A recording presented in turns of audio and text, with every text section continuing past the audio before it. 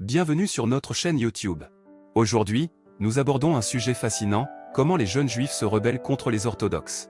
Cette question soulève de nombreuses interrogations et nous sommes impatients de vous les partager.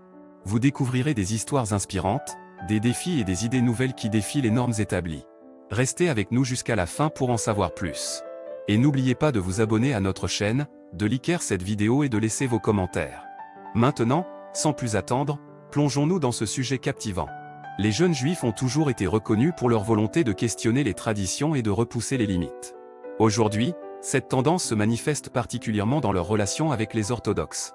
Alors que les orthodoxes suivent strictement les enseignements et les pratiques religieuses traditionnelles, les jeunes juifs adoptent souvent une approche plus libérale et cherchent à se démarquer de ces normes établies. Une des façons dont les jeunes juifs se rebellent contre les orthodoxes est en défiant les règles de la cacherout, les lois alimentaires juives.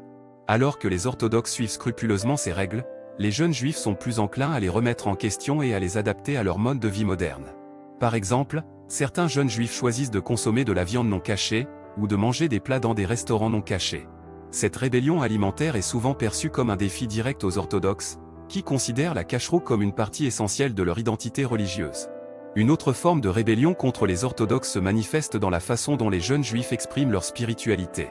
Alors que les orthodoxes accordent une grande importance à la prière et à l'étude des textes religieux, les jeunes juifs sont plus enclins à chercher des formes d'expression spirituelle moins traditionnelles.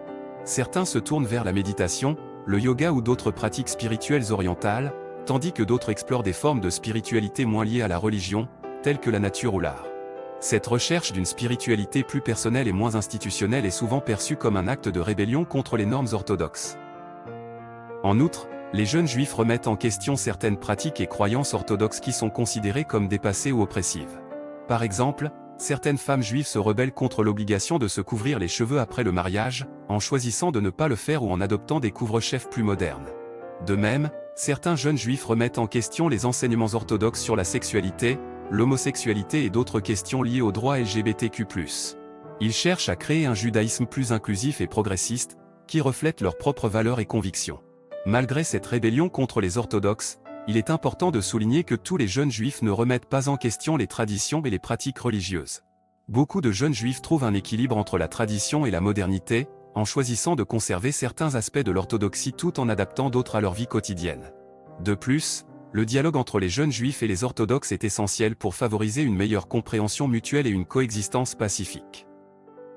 En conclusion, la rébellion des jeunes juifs contre les orthodoxes prend plusieurs formes, allant de la remise en question des règles alimentaires à l'exploration de formes de spiritualité alternatives.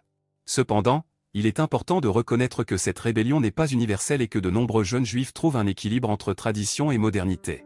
Le dialogue et la compréhension mutuelle sont essentiels pour favoriser une coexistence pacifique entre les différentes branches du judaïsme.